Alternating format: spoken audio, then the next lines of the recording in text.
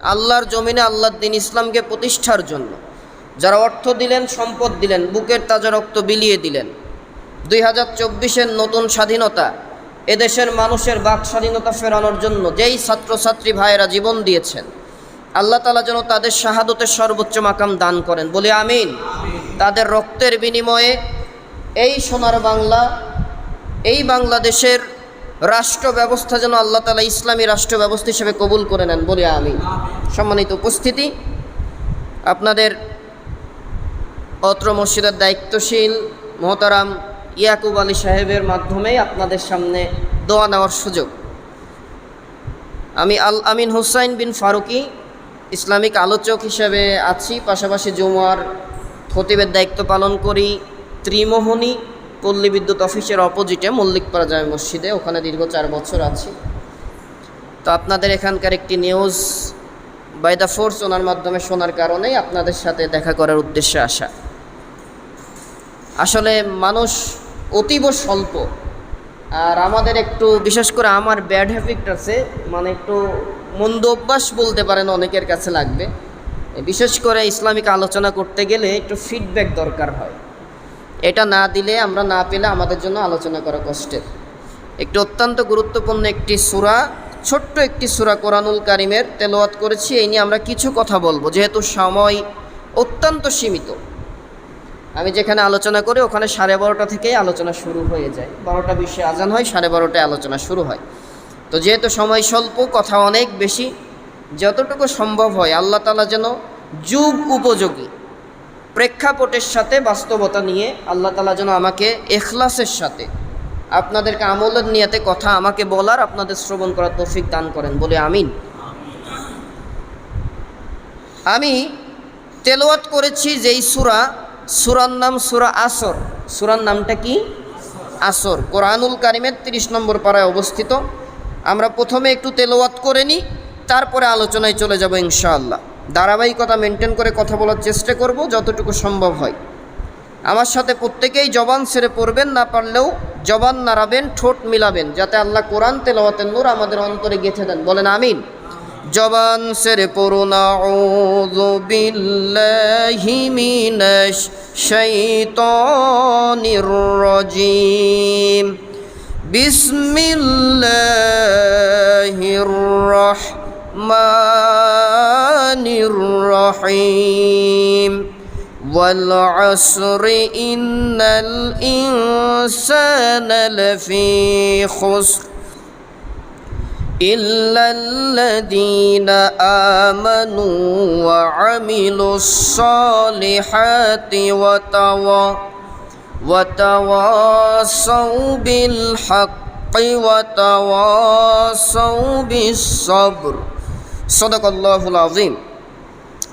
ইরশাদ হচ্ছে ওয়াল আসর, শপথ, কসম, সময়ের, কালের, মানুষের জীবনের।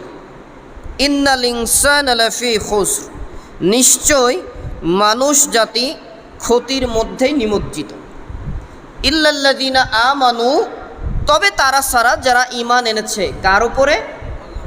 আল্লাহর উপরে। ওয়া আমিলুস সালিহাত, ঈমান যেই শাখার উপরে এনেছে, যেই শর্তের উপরে বিশ্বাস করেছে, ঈমান এনেছে, সেই কাজগুলা তথা ভালো কাজগুলা আমল করে, ভালো কাজ বেশি বেশি করে। ওয়া আমিলুস সালিহাত ওয়া তাওয়াসাউ বিল হক, সদা সর্বদা নিজে হকের ওপরে থাকে, মানুষকে হকের উপদেশ দেয়। কথাটা কার ভাই? আল্লাহর নাম জোরে বললে তো সমস্যা নাই। জি, একটু বলেন তো কথাটা কার? এখানে কিন্তু আল্লাহ তাআলা কোনো ডিভাইডেড হতে, পাশ কাটার কথা বলেনি। ওয়াতাওয়াসাউ বিল হক, সদা সর্বদা নিজে থাকবে সত্যের ওপরে, সত্যের দাওয়াত মানুষকে পৌঁছাতে হবে। ওয়াতাওয়াসাউ বিস সাবর, এই হকের কথা বলতে গেলে আল্লাহর কথা যখন বলবেন, ইবলিস শয়তানের উত্তরসূরিরা, আবু জাহেল, নমরুদ, ফেরাউনের উত্তরসূরিরা এই কথা মেনে নেবে না, তাদের গায়ে জ্বালা ধরবে, তারা বিরোধিতা করবে। যখন আপনার উপরে মিথ্যা হামলা আসবে, মামলা আসবে, জেল আসবে, জরিমানা হবে, সর্বশেষ ফাঁসির কাজটাও যদি যাওয়া লাগে, এমত অবস্থায় পরে কখনো বাতিলের সাথে গা মেলানো যাবে না, মাথা নড়ানো যাবে না, বাতিলের কাতারে যাওয়া যাবে না। সবরে জামিল করতে হবে, ধৈর্য ধারণ করতে হবে। ধৈর্য ধরতে হবে কার উপরে? আর আল্লাহ তাআলা ধৈর্য ধরার মূল নীতি কোরআনে দিয়েছেন কিভাবে ধৈর্য ধরতে হবে। সম্মানিত উপস্থিতি, আল্লাহ রাব্বুল আলামিন কোরআনুল কারীমের সব থেকে বড় সূরা বাকারার ভেতরে ধৈর্য কিভাবে ধরবে জাতি, সেই বর্ণনা মহান রব্বুল আলামিন নিজেই দিয়েছেন। সুবহানাল্লাহ।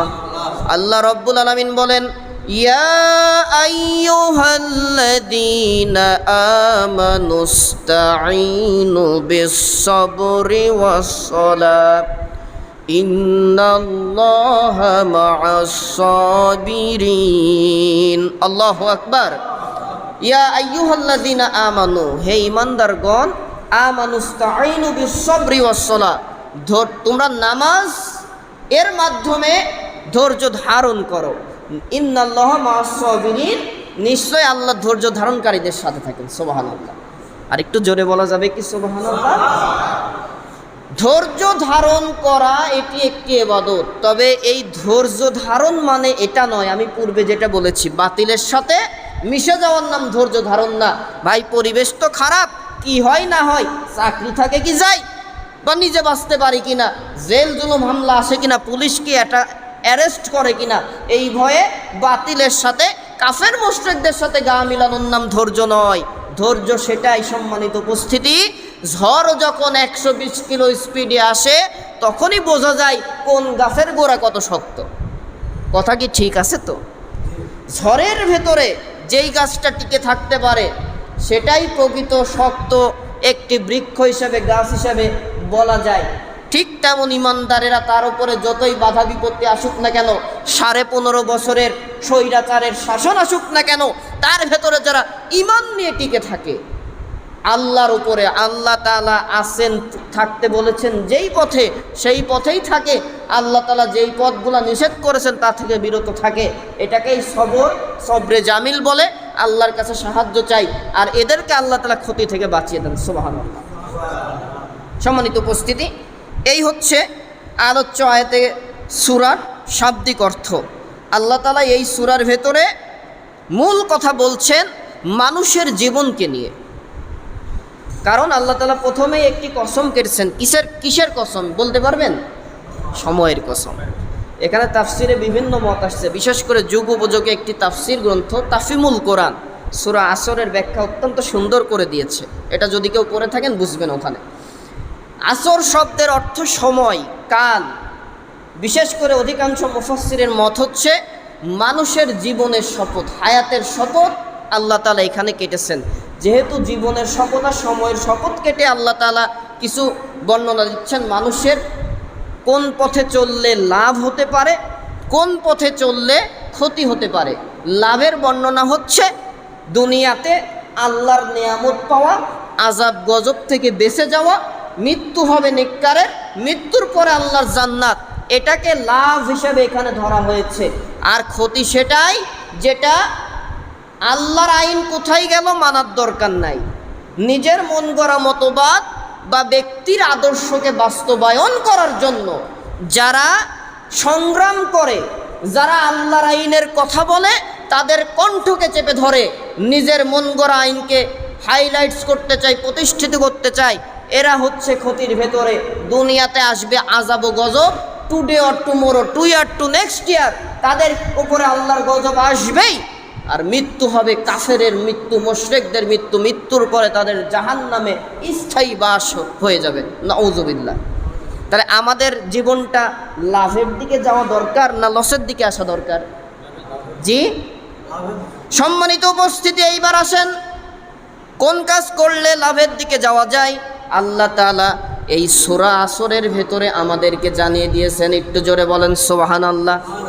আল্লাহ তাআলা প্রথমেই শপথ কাটলেন ওয়াল আসর, সময়ের কসম, কালের কসম। ও মানব জাতি, তোমাদের হায়াত বা জীবনের আমি আল্লাহ কসম কেটে বলছি, মনে রাখো যেহেতু তোমাদের জীবনের বা হায়াতের কসম কাটলাম, অতএব মনে রাখো মানুষ জাতি, তোমাদের ছাড়া আমি আল্লাহ তাআলা এখানে অন্য কোনো বিষয়কে আমি সংযুক্ত করি নাই, শুধুমাত্র কেবলমাত্র একমাত্র মানব জাতি। কোন পথে চললে তোমরা লাভবান হবার, কোন পথে চললে তোমাদের ক্ষতি হবে, সেই কথাগুলি আমি আল্লাহ তাআলা সূরা আসরের ভেতরে নাজিল করে দিয়েছি। সুবহানাল্লাহ। আল্লাহ তাআলা বললেন ক্ষতি। আসর শব্দের অর্থ হচ্ছে সময়ের শপথ। এই সূরা আমরা প্রথমে এই সূরা থেকে আগে একটু জানার আগে কিছু দার্সের নিয়ম আছে, এটা আমরা রক্ষা করি। সূরা আসর কোরআনুল কারিমের 30 নম্বর পারায় অবস্থিত। এই সূরার নম্বর হচ্ছে 103 নম্বর সূরা। কোরআনের সূরার সংখ্যা কতটি বলতে পারবেন কেউ? জি না, অনেকে আওয়াজ দিলেন ভাই যে কায়দায়, মনে হচ্ছে যে কোরআনের সাথে আমাদের সম্পর্ক একটু কম আছে আর কি। কোরআনের সূরা কয়টা? 114 পার হওয়ার সুযোগ আছে মনে হয়, নাকি? নাই।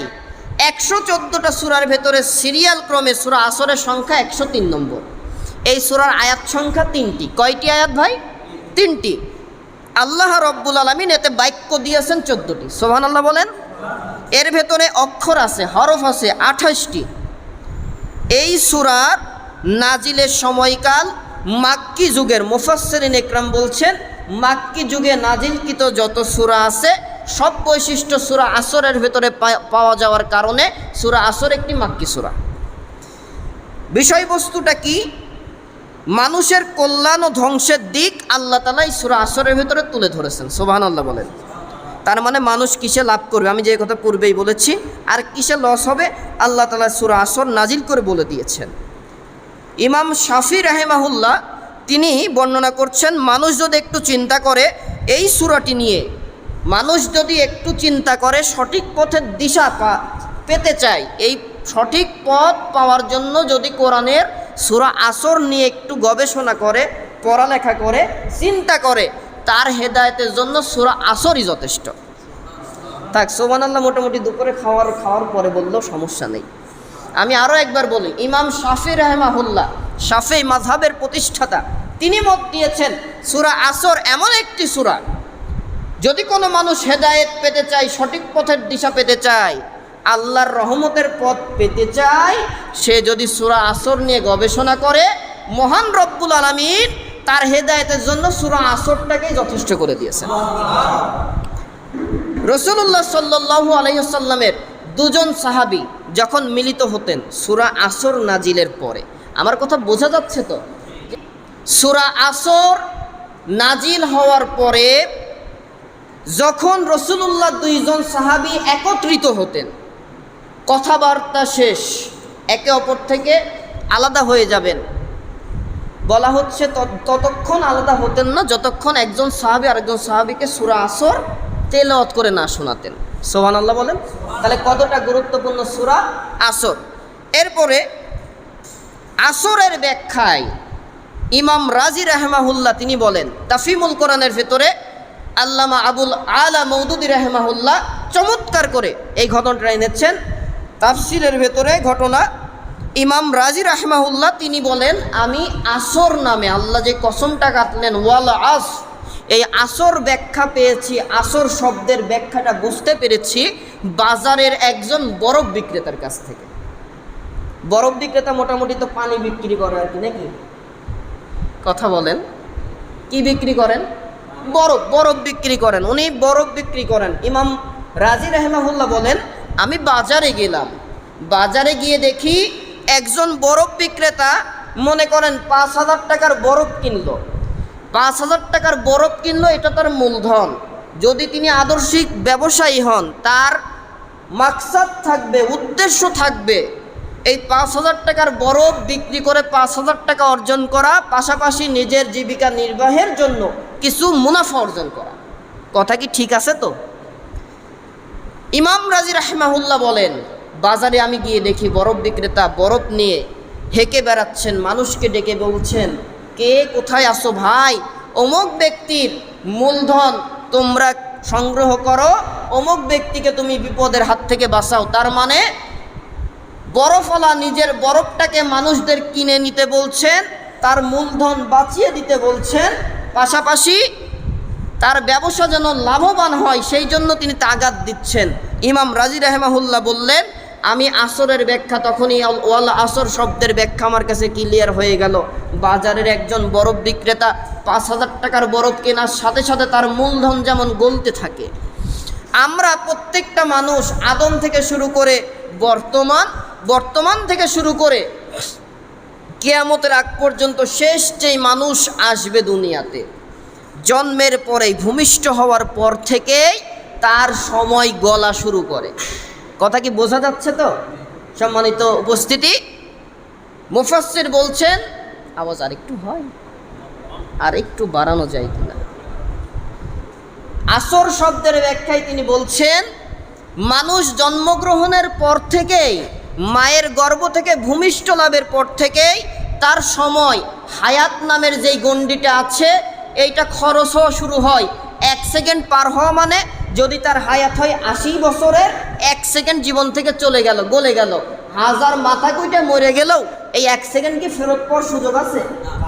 জি, সমস্যা নেই। ঠিক তেমন আমার বয়স প্রায় 30 বছর। এখানে অনেকে আছেন সম্ভবত 60 বছরের ঊর্ধ্বেও বয়স হতে পারে, পারে তো নাকি? আল্লাহ যার 60 বছর বয়স এই পর্যন্ত, এই মুহূর্ত পর্যন্ত দিলেন, তার যদি 80 বছরের হায়াত আল্লাহ দিয়ে থাকেন যে 80 বছর পরে তিনি ইন্তেকাল করবেন, তাহলে 60 বছর চলে গেল।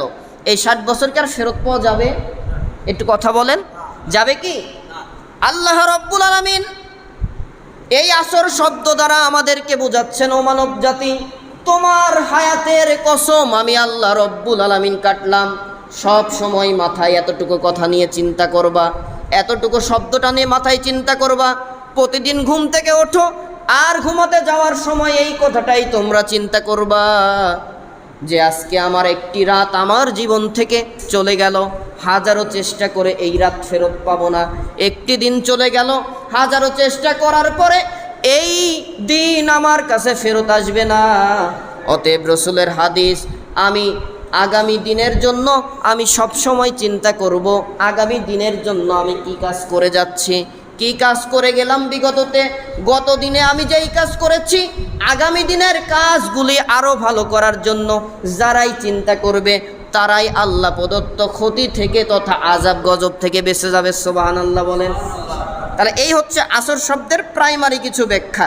এইবার আসেন, আল্লাহ তাআলা বললেন, মানুষ জীবনের কসম কেটে বলি, ইন্নাল ইনসানা লাফি খুসর, নিশ্চয় মানুষ জাতি তোমরাই ক্ষতির মধ্যে নিমজ্জিত। ক্ষতির ব্যাখ্যাটা কি? অনেক বড় কথা। ক্ষতিটা হচ্ছে, ক্ষতি যেই বিষয়গুলো আমরা বুঝি, আল্লাহ তাআলা কোন ক্ষতির কথা বললেন। ক্ষতি মানে এটা নয় যে আল্লাহ তাআলা সবসময় আপনাদেরকে মেরে ফেলবে, তা না। আল্লাহ ক্ষতি বলতে বুঝিয়েছেন, মানুষ তোমরা কোন ক্ষতির মধ্যে নিমজ্জিত শুনবা। তোমাদের ভেতরে ক্ষতি থাকবে সুদ, ক্ষতি থাকবে ঘুষ, ক্ষতি থাকবে চাঁদাবাজি, রাহাজানি, লুটতরাজ, ক্ষমতার অপব্যবহার করে চলা। চেয়ারে একবার বসলে চেয়ার থেকে নামতেই মন চাই না। এটি হচ্ছে ক্ষতি। আল্লাহ তাআলা বলছেন মানুষ, প্রত্যেকটা মানুষই ক্ষতির মধ্যে নিমজ্জিত। তবে ক্ষতি থেকে বাঁচবে তারা 4টা বৈশিষ্ট্য, 4টি রক্ষা কবচ, 4টি গুণ তোমাদের ভেতরে যাদের অর্জন হবে তারাই ক্ষতি থেকে বেঁচে যাবে। আমি আল্লাহ নিজ দায়িত্বে তাদের বাঁচিয়ে দেব। সুবহানাল্লাহ বলেন। কি কি গুণ? 1 নম্বরে আল্লাহ তাআলা বললেন কি, 4টি গুণ কি কি? আল্লাহ তাআলা বলছেন, ইল্লাল্লাযীনা আমানু ওয়া আমিলুস সলিহাত, যারা ঈমান এনেছে। কার উপরে? আল্লাহ নাম বললে গুনাহ হতে পারে, তাই তো? হ্যাঁ, আল্লাহ নাম উচ্চারণ করলে গুনাহ হবে ভাইরা? তাহলে একটু জোরে বলেন, ঈমান আনছে কার উপরে? আল্লাহর উপরে ঈমান এনেছে। ঈমান আনার শাখা আছে, শুধু লা ইলাহা ইল্লাল্লাহু মুহাম্মাদুর রাসূলুল্লাহ, এটি কালেমা তাইয়্যিবা। তবে ঈমান আনার কালেমা হচ্ছে আশহাদু আল্লা ইলাহা ইল্লাল্লাহু ওয়াহদাহু লা শারীকা লাহু ওয়া আশহাদু আন্না মুহাম্মাদান আবদুহু ওয়া রাসূলুহু। এতটুকু পড়লেই শুধু ঈমান হওয়া যায় না। এই কালেমা আমার থেকে একটা মধ্যপ্রাচ্যের খ্রিস্টান জাতীয় ভালো করে পড়তে পারে, একটা হিন্দু ভাইয়েরাও ভালো করে কালেমা উচ্চারণ করতে পারে। তাই বলে কি তারা ঈমানদার হয়ে গেল নাকি? কথা বলেন না। ঈমানের শর্ত 3টা, তাকে ঈমানদার বলা হয় ঈমান আনতে হবে যেই কয়েকটা বিষয়ের ওপরে, ওই বিষয়গুলো আগে অন্তরে বিশ্বাস করা। প্রত্যেকে নিজের অন্তরে বিশ্বাস করবে, যা বিশ্বাস করেছে নিজের জবান দ্বারা তা স্বীকৃতি দেবে। যা বিশ্বাস করলো, স্বীকৃতি দিল, নিজের কাজ দ্বারা, আমল দ্বারা তা বাস্তবায়ন করবে। এই তিনটি কাজ যারা করবে, ঈমানের এই তিনটি শাখা যাদের ভেতরে থাকবে, তিনি ঈমানদার হিসেবে পরিগণিত হবেন। সুবহানাল্লাহ বলেন। তাহলে ঈমানের শর্ত কয়টা? তিনটি গুণ যার ভেতরে থাকবে তিনি ঈমানদার। কি কি ভাই? 1 নম্বর, ঈমানের যতগুলো শাখা আল্লাহ দিয়েছেন, এই শাখা আগে অন্তরে বিশ্বাস না করে মুখে হাজার বলে গেলেও কাজ হবে না। যেমন আমাদের মাঝে, আমাদের পার্শ্ববর্তী একটা রাষ্ট্র আছে, রাষ্ট্রের নামটা কি বলেন তো? 3 দিকে পরিবেষ্টিত ভারত। আমরা বিগত যে স্বৈরাচারের পতন হয়েছে, এই স্বৈরাচার সরকার খুব তার দালালি করে গেছে, বলেছে উনি আমাদের বন্ধু, এমন বন্ধু পূজাতে তার ইলিশ পাঠাতে হয়, পেঁয়াজ পাঠাতে হয়, আর তারা খুশি হয়ে, ভারত খুশি হয়ে এর বিনিময়ে গ্রীষ্মকালে দেয় খরা, বর্ষার সময় বানভাসী বন্যা দিয়ে মানুষকে ডুবিয়ে মারে। এইবার যখন তার দালালগুলার পতন হলো, তখন ওরা আজান দিয়ে লেগেছে, তার মানে উঠে পড়ে লাগলো যতগুলা কপাট আছে বাদের সব খুলে বাংলাদেশের মানুষকে বাঁচাবে। কিন্তু ওমাকারু ওমাকারাল্লাহ, কাফেররা ষড়যন্ত্র করে, আল্লাহ তাআলা কৌশল করে। সুবহানাল্লাহ বলেন। আল্লাহর কৌশলের কাছে আল্লাহু খায়রুল মাকিরিন, আল্লাহ তাআলা যে সর্বোত্তম কৌশলকারী, এই কৌশলের কাছে ভারতের সকল চক্রান্ত, শুধু ভারত নয়, তামাম পৃথিবীর কাফের মুশরিকদের চক্রান্ত আল্লাহ মাকড়সার জালের মতো ধ্বংস করে দেন। তাও সুবহানাল্লাহ বলবো না। আপনাদের সাথে কথা বলে আমার একটু পর্তা হচ্ছে না, জবাব পাচ্ছি না তো। আমরা ওলামা একরাম, আমাদের মুরব্বী যারা আছেন, দীর্ঘদিন যাবৎ বলে আসছে, এই বাংলাদেশের জন্য ভারত কোনো মতেই বন্ধু রাষ্ট্র নয়। ভারত যদি বাংলাদেশের মানুষের বন্ধু হয়, পৃথিবীর কোনো রাষ্ট্র শত্রু হিসাবে থাকবে না। কথা কি আপনারা একমত ভাই? বন্ধু রাষ্ট্র তো সেই হয় যে বন্ধুর উপকারের জন্য কাজ করে। বন্ধুর অভাব, কোন জিনিসের অভাব সেটা দেয়, অথচ তারা সব নিয়েই যাচ্ছে, দিচ্ছে শুধু মানুষকে মেরে ফেলার হুমকি, বাংলাদেশকে অঙ্গরাজ্য হিসেবে বানাতে চায়।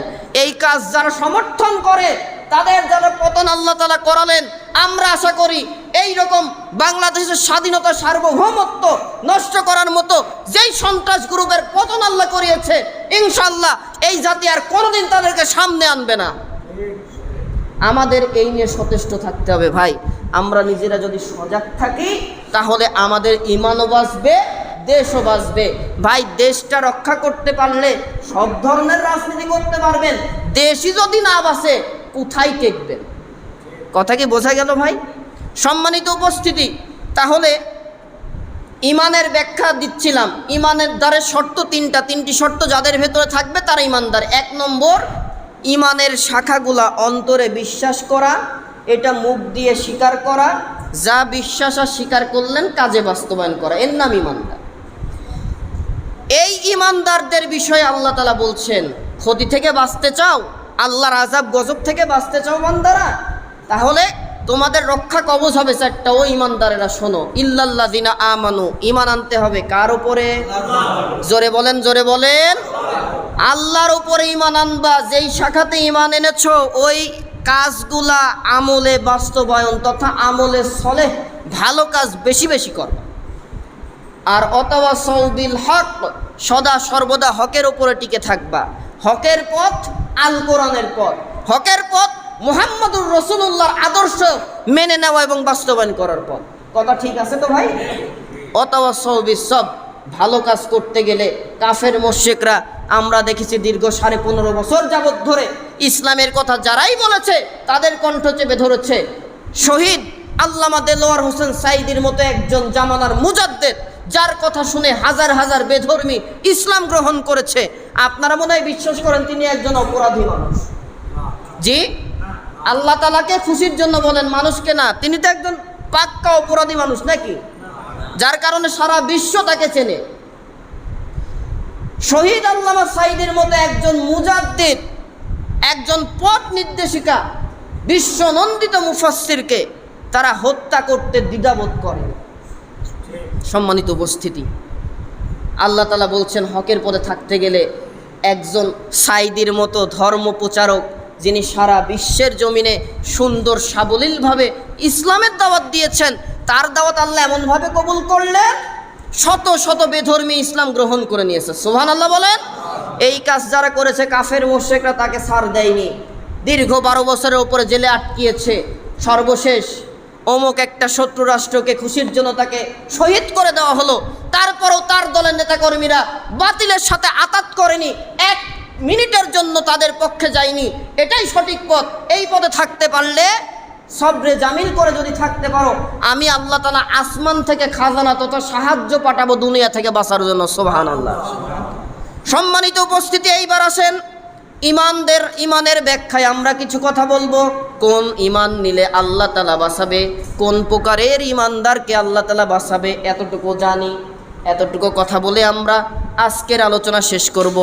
আল্লাহ তাআলা বললেন ইল্লাল্লাযিনা আমানু, যারা ঈমান এনেছে আল্লাহর উপরে তাদেরকে আমি আল্লাহ ক্ষতি থেকে বাঁচাবো। এটি 1 নম্বর রক্ষা কবচ।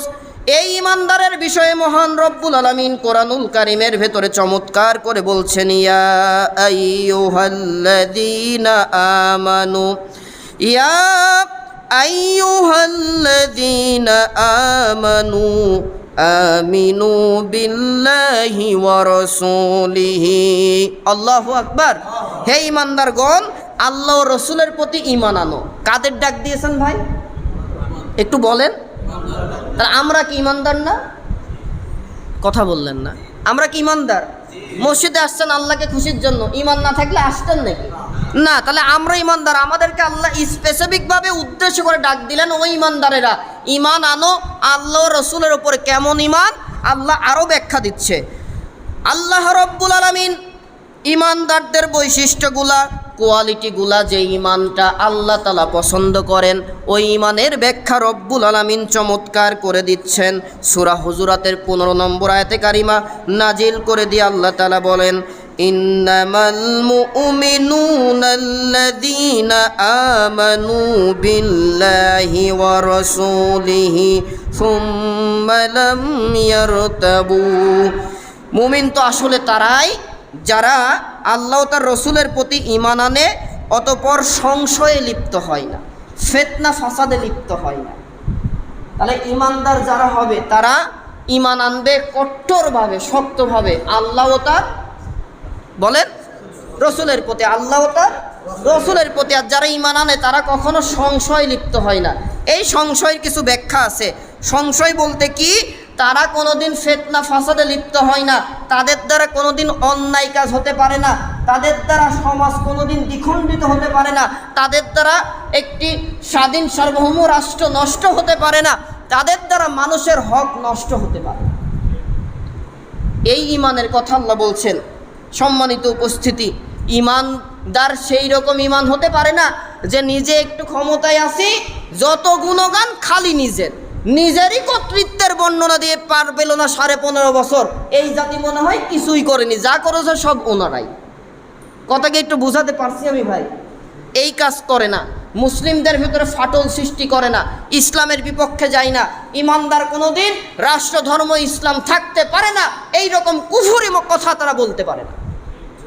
মুসলমান কোনোদিন যারা ঈমানদার বলে নিজেকে দাবি দেয়, তারা কোনোদিন আল্লাহ দিয়েছেন নির্ধারিত ধর্ম, তার নাম ইসলাম, ইন্নাদ-দীনা ইনদাল্লাহিল ইসলাম, এই ইসলামের বাইরে কোনো মতকে প্রায়োরিটি দিতে পারে না ঈমানদারেরা।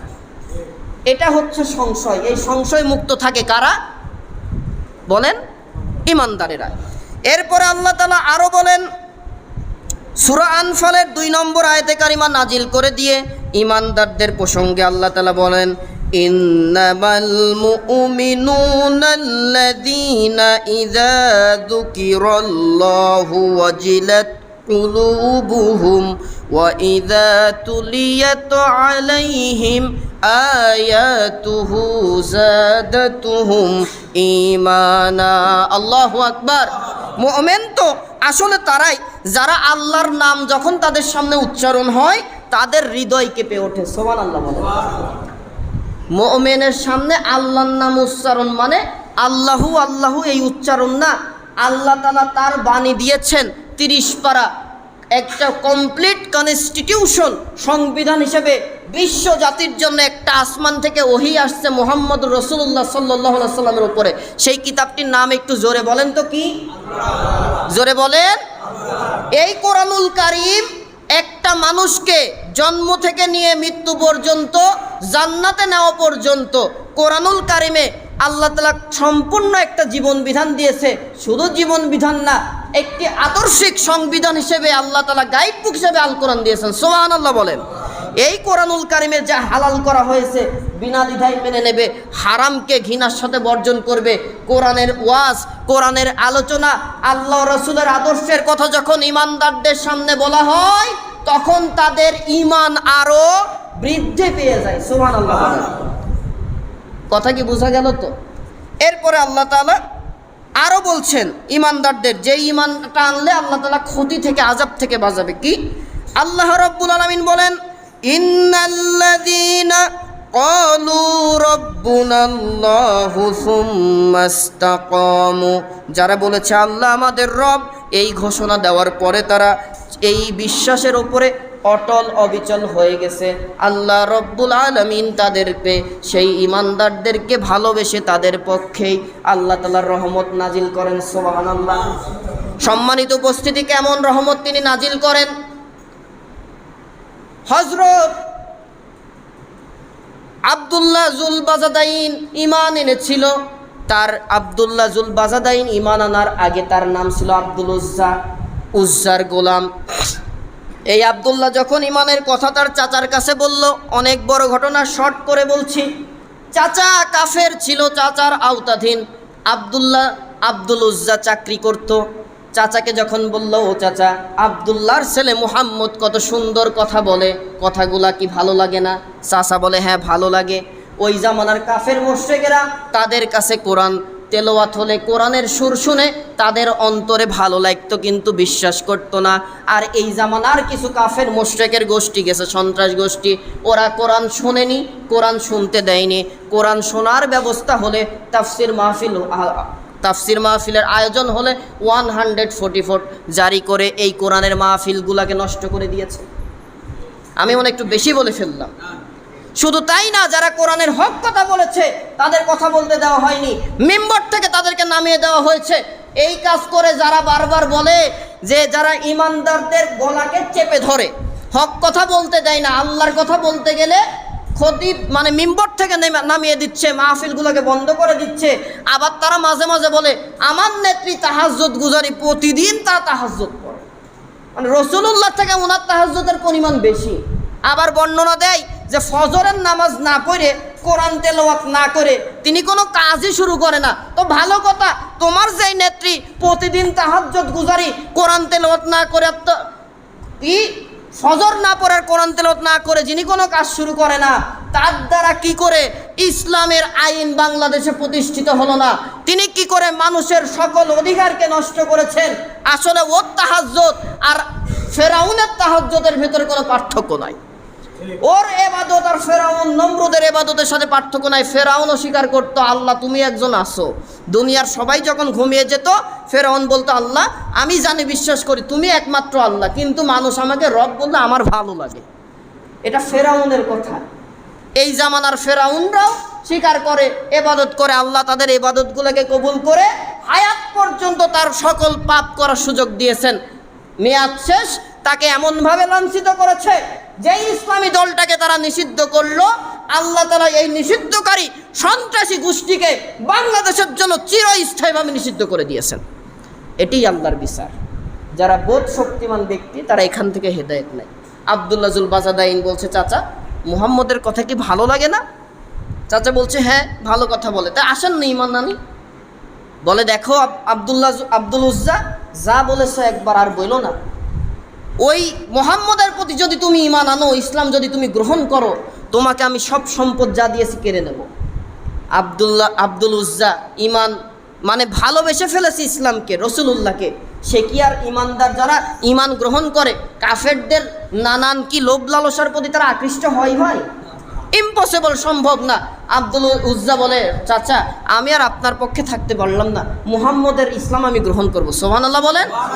ইসলাম গ্রহণের যেই ঘোষণা দিল, আব্দুল উজ্জাকে সাথে সাথে তার কাফের চাচা সম্পদ থেকে বঞ্চিত করলো। চলে আসছে মুহাম্মদের কাছে, বলে আব্দুল উজ্জা দাঁড়াও, তোমার গায়ে যে পোশাক আছে পোশাক আমার সম্পদের টাকায় কেনা, তুমি যেতে পারবো না, যেতে গেলে এই পোশাক খুলে তারপরে যেতে হবে। আব্দুল উজ্জা বলে চাচা কি মনে করেছেন ঈমান এনেছি বলে আপনি আমাকে ধরার কারণে আমার গায়ের পোশাক খুলতে বলছেন? চাচা পোশাকের মায়া ঈমানদার করে না, ঈমানদারেরা ফাঁসির রশিকে জান্নাতে যাওয়ার পথ মনে করে শাহাদতি তামান্না নিয়ে ফাঁসির কাস্টে যায়, বুলেটের সামনে গিয়ে তাদের জীবনকে উৎসর্গ করে বাতিলের সাথে মাথা নত করে না। এটাই ঈমানদারের পরিচয়। পোশাক খুলে আব্দুল উজ্জা চলে গেল মায়ের কাছ থেকে একটা ছেঁড়া কম্বল নিয়ে। দীর্ঘদিন পায়ে হাঁটার পরে মদিনাতুল মুনাওয়ারায় রসুলের দরবারে সালাম দেওয়ার পরে বলেন, ইয়া রাসূলুল্লাহ, আমার নাম আব্দুল উজ্জা, আপনার ভালোবেসে ঈমান এনেছি, ঈমান আনতে চাই, রসুল আমাকে ঈমান গ্রহণ করাই দেন। অনেক লম্বা ঘটনা। রসুলুল্লাহ ঈমান গ্রহণ করালো, দেখলো তার নাম, জিজ্ঞাসা করলো তার নাম কি, তোমার নাম কি? ও যুবক সাহাবী, তোমার নাম কি? কয় আমার নাম আব্দুল উজ্জা। তুমি ঈমান গ্রহণ করেছো, তোমার নাম আর উজ্জা হবে না, তুমি উজ্জার গোলাম না, তুমি আব্দুল্লাহ। সুবহানাল্লাহ বলে। গোলাম কার? আল্লাহর। শুধু ঈমান গ্রহণ করালেন না, রসুলুল্লাহ তার দুইটা কম্বল আব্দুল্লাহ জুল বাজাদাইনকে উপহার দিলেন। দুই কম্বলের মালিক আব্দুল্লাহ হলো, এই জন্য টাইটেল বেড়ে গেল আব্দুল্লাহ জুল বাজাদাইন রাদিয়াল্লাহু তাআলা আনহু। ঈমান গ্রহণ করলেন। মদিনাতুল মুনাওয়ারা থাকার তত জায়গা নাই। ওই সময় যে সকল সাহাবীরা থাকার জায়গা ছিল না, তারা মসজিদে নববীর বারান্দার এক সাইডে থাকতেন। আসহাবে সুফফা বলা হতো, বারান্দার অধিবাসী। জোরে জোরে তিনি কোরআন তেলাওয়াত করতেন, সাহাবীরা রাতে ঘুমাতে পারতো না। রসুলুল্লাহর কাছে অভিযোগ দিলেন। রসুল্লাহ বললেন, দেখো তোমরা আব্দুল্লাহর তেলাওয়াতকে বাধা দিও না, কারণ তোমরা ঈমান এনেছো, হয়তো কেউ বাড়ি ছেড়েছো, ঘর ছেড়েছো, আর আমার এই যুবক সাহাবী আব্দুল্লাহ জুল বাজাদাইন ঈমান এনেছে, নিজের গায়ের পোশাকটা পর্যন্ত আনতে পারে, তার তেলাওয়াতে তোমরা বাধা দিও না। রসুলুল্লাহ কিছুদিন পরেই তাবুকের যুদ্ধ শুরু হয়ে গেল। আব্দুল্লাহ জুল বাজাদাইন বলি, ইয়া রাসূলুল্লাহ, আমি জিহাদের ময়দানে যাব, আমার জন্য দোয়া করেন আর আমার অনুমতি দেন। রসুলুল্লাহ দোয়া করেন, আমি আব্দুল্লাহ জুল বাজাদাইনের রক্ত কাফেরদের জন্য হারাম করে দিলাম। সুবহানাল্লাহ বলে। আব্দুল্লাহ জুল বাজাদাইন চোখের পানি ফেলে কান্না করে বলে, ইয়া রাসূলুল্লাহ, চাইলাম শাহাদতের দোয়া, দিলেন আপনি আমার রক্ত কাফেরদের জন্য হারাম করে, আমি কি করে শহীদ হব হুজুর? শাহাদতি মৃত্যু তো আল্লাহ তাআলার নিজের রহমতে এই জানগুলা কবজ হয়, আমাকে শাহাদতি মৃত্যুর দোয়াটা থেকে বঞ্চিত করলেন। রসুলুল্লাহ বলেন, আব্দুল্লাহ, তুমি যদি এখন জ্বরেও মারা যাও, আল্লাহ তাআলা তোমাকে শাহাদতি মৃত্যু দান করবে। আর একটু জোরে।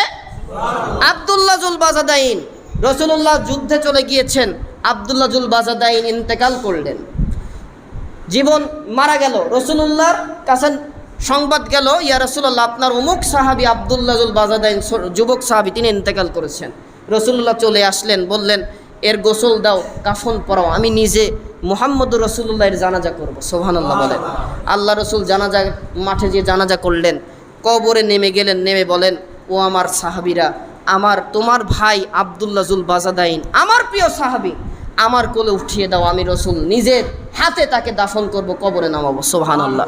আব্দুল্লাহ জুল বাজাদাইনকে কোলে নিলেন, নিচে নামাচ্ছেন আর আল্লাহকে বলছেন, মুহাম্মদ রাসূলুল্লাহ, আয় আল্লাহ তাআলা, এই যুবক সাহাবী আব্দুল্লাহ জুল বাজাদাইন আজ মাগরিব পর্যন্ত আমি এর উপরে খুশি ও রাজি ছিলাম, এখন তোমার হাওলা করে দিলাম, আল্লাহ তুমি আমার সাহাবী আব্দুল্লাহর উপরে রাজি ও খুশি হয়ে যাও। সুবহানাল্লাহ। পাশে দাঁড়িয়েছিল আবু যর গেফারি, সম্ভবত নামটা আসবে। আবু যর গেফারি রাদিয়াল্লাহু তাআলা আনহু এই কথাটা শুনে চিৎকার মেরে কান্না করলেন আর বললেন, আব্দুল্লাহ রে, তোর কপাল কত ভালো, রসুলুল্লাহ তোকে কোলে নিল, নিজের হাতে দাফন করলেন, আর বলে আল্লাহর রসুল তোমার উপরে খুশি, আল্লাহকেও খুশি হতে বললেন, আর আল্লাহর রসুল যা বলেন আল্লাহ তাআলা তাই কবুল করে নেন। সুবহানাল্লাহ। তাহলে এই ঈমানতে আল্লাহ তাআলা চেয়েছেন, ঈমানদার তো তারাই যারা ঈমান আনার পরে ইন্নাল্লাযীনা ক্বালু রাব্বুনাল্লাহ সুম্মা ইসতাকামু, ঈমান এনেছে আল্লাহর পরে তার উপর অবিচল হয়ে গিয়েছে, আল্লাহ এই ঈমানদারদেরকে ক্ষতি থেকে, আযাব থেকে বাঁচিয়ে দেন। সুবহানাল্লাহ বলেন। এই ঈমানের বর্ণনা দিলাম। এই রকম ঈমান আমাদের গ্রহণ করতে হবে। দুনিয়াতে অনেক লোভ লালসা আসবে ভাই, অনেক মরিচিকা আপনার সামনে আসবে, আমাদের সামনে আসবে, এর সাথে তাল মিলানো যাবে না। সবসময় মাথায় রাখবেন, যেই জালেম আর স্বৈর শাসক একবার পতন হয়েছে, যদি আপনাদের আমাদের মাঝে কিঞ্চিত পরিমাণ ঈমান থাকে, নামাজ দিয়ে যদি আল্লাহ তাআলাকে খুশি করতে চান, কখনো কোনো দিন আর কোনো দ্বিতীয় স্বৈর শাসককে এই দেশের কোনো ক্ষমতায় দেওয়া যাবে না। তাকেই আপনি ক্ষমতায় দিবেন। ইমানের সাক্ষ্য তো সেটাই, ইমানদারেরা ইমানদারদেরকে বন্ধ করবে, তাদেরকে সামনে দিবে যাতে সুশাসন প্রতিষ্ঠিত হয়। আমলের চলে ইমানের শাখা। দ্বিতীয়, ভালো ভালো কাজ করবেন। আপনি যদি কারো উপকার করতে না পারেন এমন কোনো কথা বলেন না যাতে কেউ ক্ষতিতে পড়ে। ইমানদার এই কাজ করতে পারবে না, তার মানে আপনার কথা দ্বারা, মৌন সম্মতি দ্বারা যেন অন্যের উপকার হয়। তৃতীয় নম্বর কাজ, হকের কথা, হকের উপদেশ দিবেন। কে খুশি আর কে বেজার এটা দেখার দায়িত্ব আমাদের না। চতুর্থ, বিপদ আসবে সবরে জামিল নিজেও করবেন, অপরকেও করতে বলবেন। আল্লাহ তাআলা আমার কথাগুলা যেটা ছোট্ট পরিসরে বলেছি, প্রথমে আমাকে, তারপরে আপনাদেরকে, বিশেষ করে যেই ইমানটা আব্দুল্লাহ জুল বাজাদাইনের ছিল, এমন ইমান আল্লাহ যেন আমাদের সকলকে অর্জন করার তৌফিক দান করেন। বলেন আমিন। 2024-এর এই নতুন স্বাধীনতার যেই ছাত্রছাত্রী ভাইরা জীবন দিয়েছেন, ইমান রক্ষা করেছেন, বাতিলের কাছে মাথা নত করে নাই, হাজার হাজার শহীদ হয়েছেন ছাত্রছাত্রীরা, তাদের রক্তের বিনিময়ে তাদেরকে আল্লাহ শাহাদতের সর্বোচ্চ মাকাম দান করে এই দেশে যেন আল্লাহ তাআলা একটি সুশাসন, ইসলামী শাসন প্রতিষ্ঠা করে নেন। বলেন আমিন। সুবহানাকাল্লাহুম্মা ওয়া বিহামদিকা আশহাদু আল্লা ইলাহা ইল্লা আনতা আস্তাগফিরুকা ওয়া আতুবু ইলাইক। যারা সুন্নত